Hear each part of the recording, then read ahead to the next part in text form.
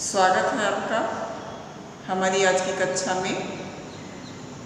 हम आपको पढ़ाने जा रहे हैं समास और उम्मीद है कि आप बहुत ही मन से रुचिपूर्वक पढ़ेंगे। ठीक है, चलते हैं बच्चों। समास आप देख रहे हैं। समास क्या है, किसे कहते हैं, इसके कितने भेद हैं, हम आपको बताएंगे। समास क्या है? समास क्या है? आप जानते हैं कि दो या दो से अधिक शब्दों के मेल से नए शब्द बनाने की प्रक्रिया को हम समास कहते हैं। देखें, समास क्या है? आपका प्रश्न है समास क्या है? दो या दो से अधिक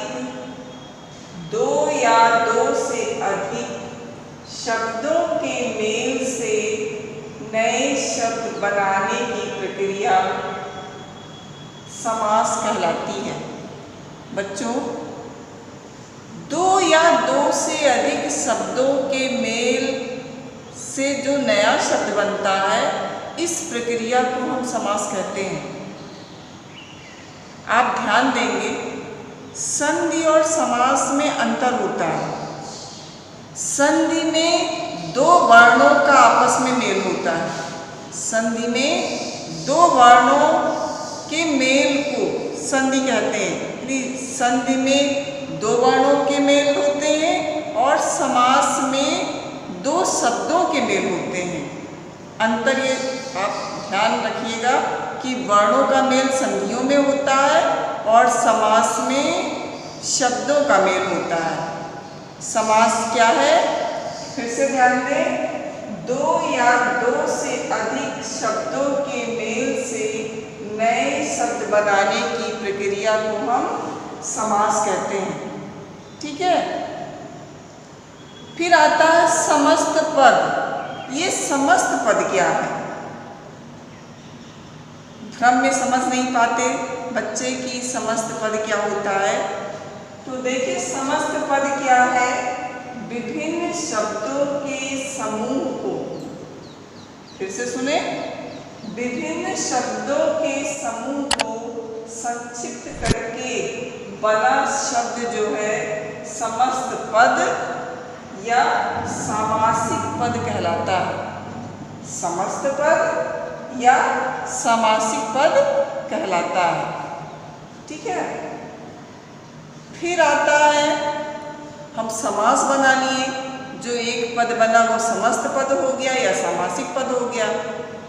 फिर आता है समास विग्रह। विग्रह यानी अलग करना, यानी समास को हमने जोड़ा, आपस में किया, एक पद बनाया, समस्त पद हो गया। अब उसका विग्रह कैसे करते हैं? ठीक है, तो विग्रह क्या है? समास विग्रह क्या है? समासिक पद को तोड़ना। समास विग्रह क्या है? समासिक पद को तोड़ना समास विग्रह कहलाता है। ठीक है, अब आप उदाहरण देखें। उदाहरण को देखेंगे तो समझ में तुरंत आएगा। राष्ट्रपति एक शब्द बनाया गया, राष्ट्रपति। ठीक है, तो एक समस्त पद अथवा सामासिक पद है। ठीक है, इसका समास विग्रह अगर किया जाए तो हो जाएगा राष्ट्र का पति। राष्ट्र का पति।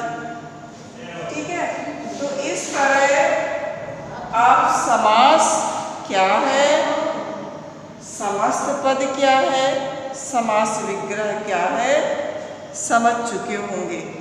ठीक है, अब ध्यान देने योग्य बात ये है कि समास के दो पद होते हैं।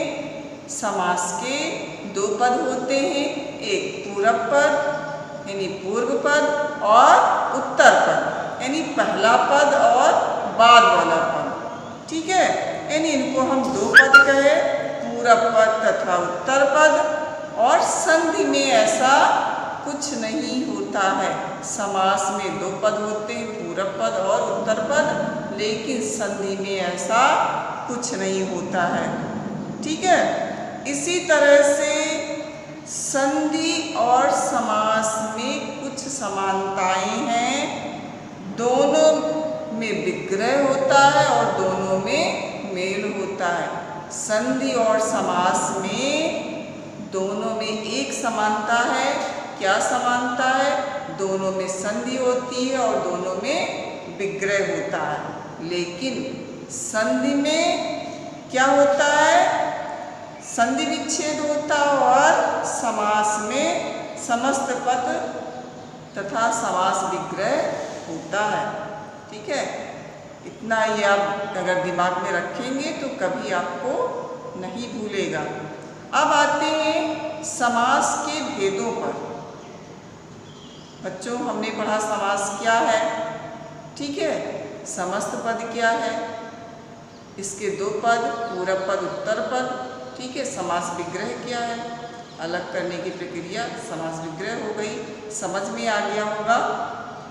अब हम आगे बढ़ते हैं कि समास के कितने भेद हैं। बच्चों, समास के 6 भेद होते हैं। समास के कितने भेद हैं? 6 भेद हैं। तत्पुरुष समास, कर्मधारय समास, द्विगु समास, अव्ययीभाव समास, बहुव्रीहि समास और द्वंद्व समास। ठीक है, आज की कक्षा में आप इतना तैयार करें, फिर और समास के बारे में हम आपको बताएंगे।